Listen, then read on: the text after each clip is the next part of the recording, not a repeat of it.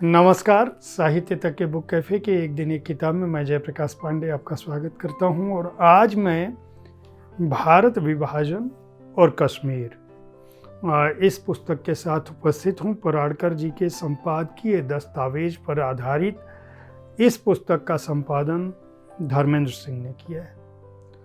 मैं पहले स्पष्ट कर दूं कि यह पुस्तक भारत विभाजन और कश्मीर इसका शीर्षक जरूर है, लेकिन यह पुस्तक केवल उस विभाजन और कश्मीर तक सीमित नहीं है, बल्कि इसके अंदर 1940 से लेकर 1955 के आसपास लगभग 1.5 दशक तक भारत की जो राजनीतिक स्थिति थी, सामाजिक स्थिति थी, सांस्कृतिक स्थिति थी और खासकर उस दौर में पत्रकारिता किस तरह समृद्ध हो रही थी, इतिहास गढ़ रही थी, उसकी भी बात करती है। धर्मेंद्र सिंह बहुत ही जहीन पत्रकार रहे हैं।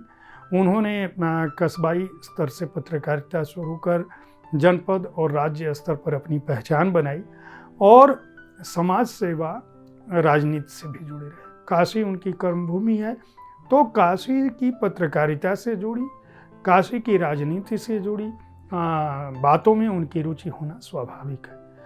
वे पत्रकारिता के बाद जब राजनीति और समाज सेवा से जुड़े तो उन्होंने मेरी काशी करके एक पुस्तिका जो है संपादित पुस्तिका प्रकाशित की, जिसके कई अंक प्रकाशित हो चुके हैं। वह पुस्तक बतौर संसदीय क्षेत्र, प्रधानमंत्री के संसदीय क्षेत्र के तौर पर, नरेंद्र मोदी जी के संसदीय क्षेत्र के तौर पर किस तरह काशी ने सांस्कृतिक, कलात्मक, सामाजिक, आर्थिक स्तर पर विकास किया, किस तरह से शहर ने अपना स्वरूप बदला, इन बातों पर आधारित पुस्तक है जो कई नामचीन लोगों के लेखों पर आधारित है। उस पुस्तक की कई कड़ियों का संपादन धर्मेंद्र सिंह ने किया, जो सामयिक विकास कार्यक्रमों पर आधारित पत्रिका का एक विशेषांक कह सकते हैं जो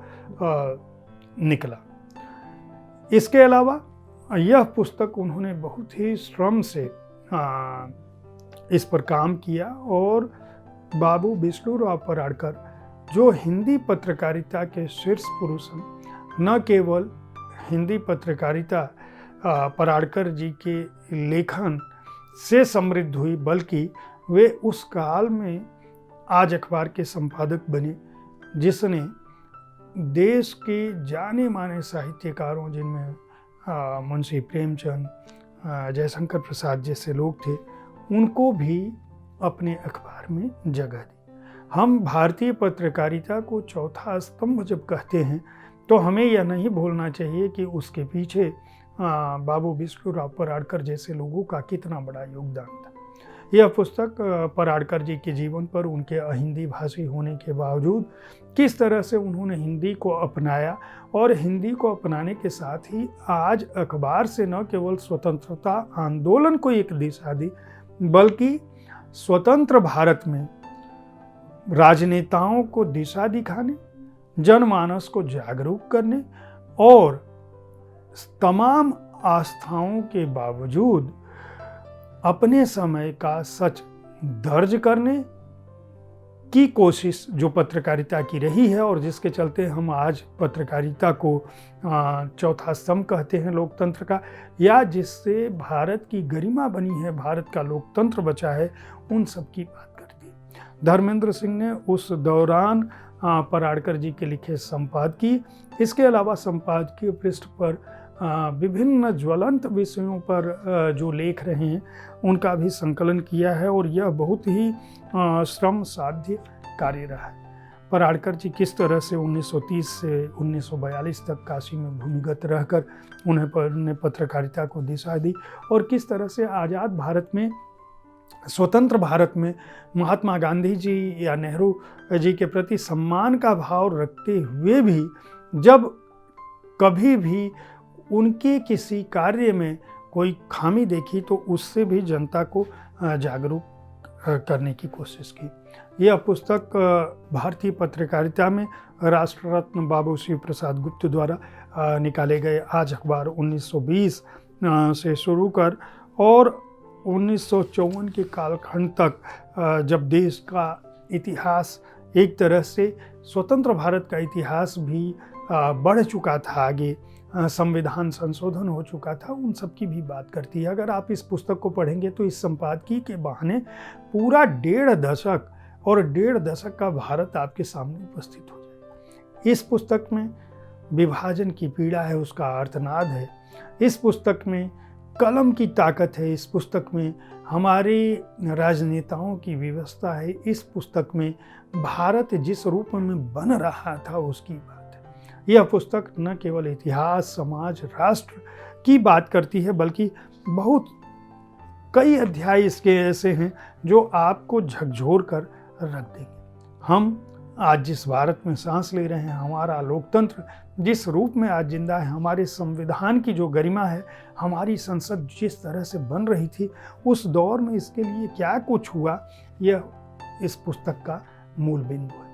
हालांकि धर्मेंद्र सिंह ने इस पुस्तक को 3 खंडों में बांटा है, लेकिन वे खंड केवल कहने के लिए हैं।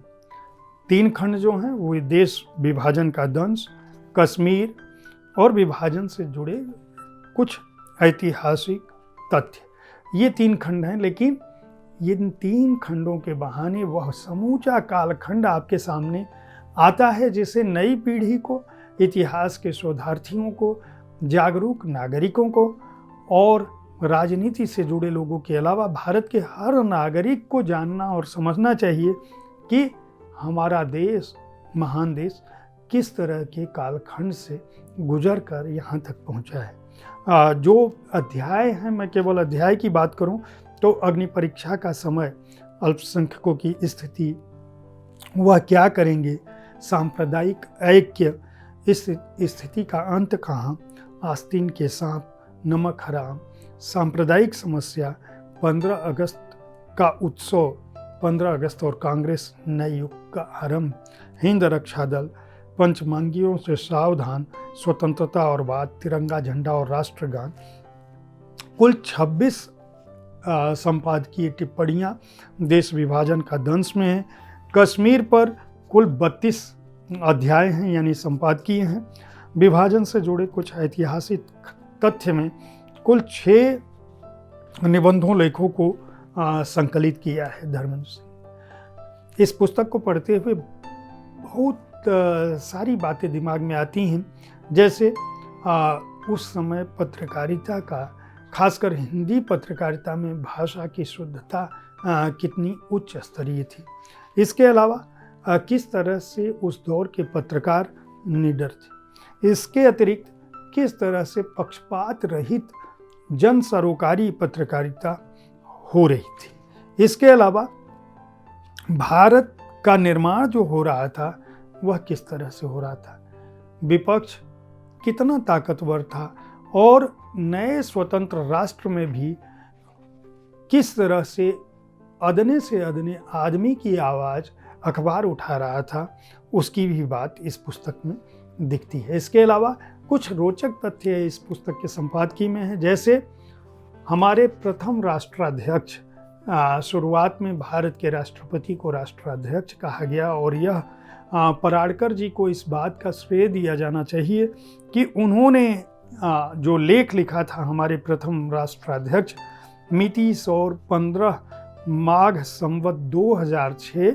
यानी 15 अगस्त के बाद देश आज़ाद हो चुका था और जब 26 जनवरी 1950 को हमारे संविधान को आत्मार्पित किया गया, स्वीकार किया गया, तब पराड़कर जी ने एक लेख लिखा था और उन्होंने ये इस बात की घोषणा की थी कि किस तरह से देश रत्न राजेंद्र प्रसाद का नाम आज सार्थक हो गया। वे भारतीय लोकतांत्रिक राज्यों के संघ के प्रथम राष्ट्राध्यक्ष चुने गए हैं, बहुमत से नहीं, सर्वसम्मति से। राष्ट्रपति चुनाव के बाद का यह संपादकीय है और संभवतः संविधान के स्वीकारने के बाद है, राजेंद्र प्रसाद जी के बनने के बाद। और इसी संपादकीय में पराड़कर जी ने इस बात को लिखा था कि भारत के राष्ट्राध्यक्ष को राष्ट्रपति कहना अधिक उपयुक्त होगा, क्योंकि राष्ट्राध्यक्ष का उच्चारण कठोर है। और दूसरी बात कि कांग्रेस के अध्यक्ष अब तक राष्ट्रपति कहलाते आए हैं, इसलिए उनको यह पदनाम छोड़ देना चाहिए। एक बहुत ही बड़ा सुझाव उन्होंने दिया था। 31 जनवरी को जो राष्ट्राध्यक्ष का भाषण है उसकी भी उन्होंने बात की है, 26 जनवरी के बाद की बात है। इसके बाद किस तरह से 27 राज्यों का भारतीय संघ बना, भारत के नए संविधान को किस तरह से आत्मार्पित किया गया, उस पर पूरी की पूरी श्रृंखला जो है वह पराड़कर जी ने लिखी है इस पुस्तक में। और पराड़कर जी ने बाकायदा उसमें सुझाव भी दिए हैं। यह पुस्तक बाकायदा भारतीय संविधान की एक तरह से व्याख्या उनकी नज़रों से करती है, जिसमें बहुत सारी चीज़ें शामिल हैं। और तथ्यों की बात करें तो कुछ तथ्य आपको हंसा देंगे, जैसे कुछ आक्षेप और उनका समाधान इस संपादकीय में पराड़कर जी लिखते हैं कि 3 वर्षों के और 308 सदस्यों के कठोर परिश्रम और 64 लाख रुपए के व्यय से भारत का नया संविधान बना है। आज आप समझ सकते हैं कि 64 लाख रुपए के मूल्य की क्या कीमत है। और उस समय हिंदी पत्रकारिता के जनक ने भारतीय संविधान जो तुरंत आत्मार्पित किया गया था उसकी व्याख्या जन जन तक पहुंचाने की अपने अखबार के माध्यम से किस तरह से कोशिश की थी, इस बात को दर्ज करती है। इसके अलावा जो कश्मीर को लेकर विरोध हुआ था, कश्मीर का जो झगड़ा था, कश्मीर के मामले में पंडित नेहरू की जो नीतियां थी उनकी जब आलोचना करने की ज़रूरत हुई तो आलोचना करने से भी चूके नहीं थे। यहाँ तक कि इस मसले का अंतर्राष्ट्रीय करण करने पर उन्होंने एक तरह से भारत के तत्कालीन प्रधानमंत्री को लताड़ा भी था। और पाकिस्तान की जो करनी है, पाकिस्तान की जो चाल है, उसको भी उजागर करने का काम किया था। भारतीय समाज में सांप्रदायिकता न बढ़े और सामाजिक ऐक्य हो, इस बात पर विचार करते हुए भी पराड़कर जी ने उस समय में भी हिंदूवादी जो संगठन थे उनको भी जगह दी थी। खास बात यह कि वे किसी भी रूप में किसी भी राजनीतिक दल के सर्वसत्तात्मक होने का विरोध कर रहे थे।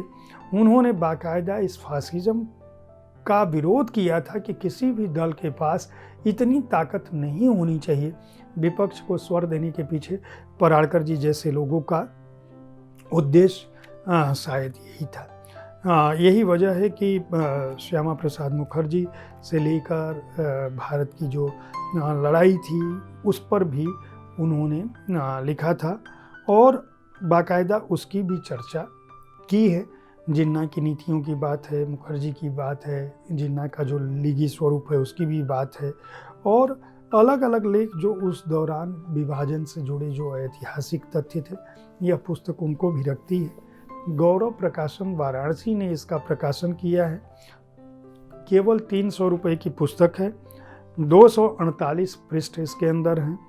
धर्मेंद्र सिंह को इस बात के लिए साधुवाद दिया जाना चाहिए कि भारतीय इतिहास के उन पन्नों को जो किसी ग्रंथालय का हिस्सा थे, जर्जर हो चुके थे, उन्हें पुस्तकाकार स्वरूप देकर न केवल उस पर दृष्टि डाली है बल्कि आम जनों को भी तथ्यों से जागरूक कराया है। जो उस समय का तथ्य था, जो उस समय का समाज था, जो उस समय के आदर्श थे, जो उस समय के मूल्य थे, और खासकर उस परिष्कृत भाषा से भी रूबरू कराते हैं जिससे हमारी पत्रकारिता बनी और आज हम यहाँ तक पहुँचे। उम्मीद है साहित्य तक का यह एपिसोड आपको पसंद आया होगा। इस कार्यक्रम में आप किस तरह की पुस्तकों की चर्चा चाहते हैं, इसके बारे में अपनी राय से हमें ज़रूर अवगत कराएं। हमारी कोशिश होती है कि विविध विधाओं की पुस्तकों के साथ आपके पास हर दिन मैं पहुंचूं ताकि आपको अच्छी पुस्तक के चयन में आसानी हो। कल ठीक इसी समय ऐसी ही किसी एक पुस्तक के साथ मैं फिर मिलूंगा आपसे। देखते रहें साहित्य तक। धन्यवाद।